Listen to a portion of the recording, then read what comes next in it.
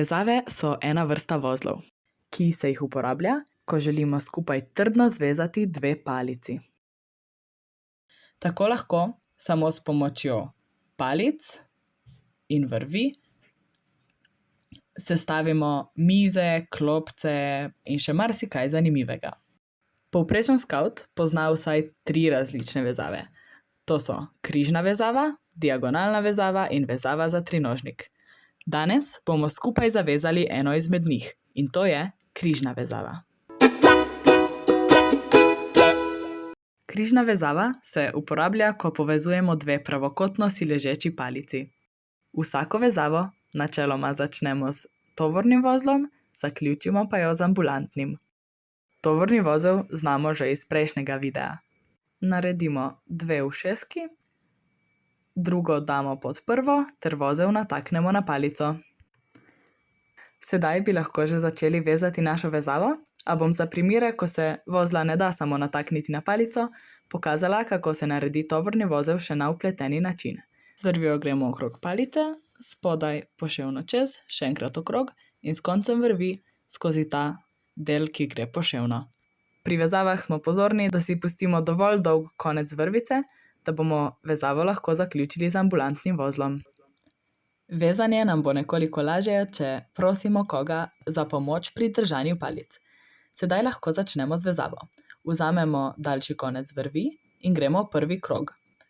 Vrv speljemo pod spodnjo palico, nad zgornjo palico, po drugi strani spet pod spodnjo palico, ter tako pridemo nazaj do našega tovornega vozla na začetku. Naredili smo prvi krog vezave, vsega skupaj potrebujemo 3, torej še 2. Vezava bo trdna, če vrv ves čas dobro zategujemo. Ko delamo drugi in tretji krog vezave, smo pozorni, da gre vrvica lepo ob vrvi iz prvega kroga, saj skavti poznamo pregovor, lepa vezava je trdna vezava. Tako, zaključili smo drugi krog, sedaj še tretji, spodaj, zgoraj, spodaj in nazaj k tovornemu. Tako, šli smo 3-krat okrog, kar lahko vidimo. Naša vezava zaenkrat izgleda precej lepa. Preden jo zaključimo, vrv še 2-krat ali 3-krat ovijemo okrog vrvi med palicama. Na ta način vezavo še dodatno zatisnemo.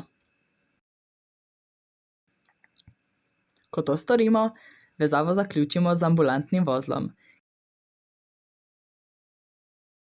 Naredimo navaden vozel, kot bi si začeli zavezovati vezalke. In nato s koncem, ki gre po zgornji strani, gremo še enkrat zgoraj, ter naredimo še en navaden vozel, ter zatisnemo.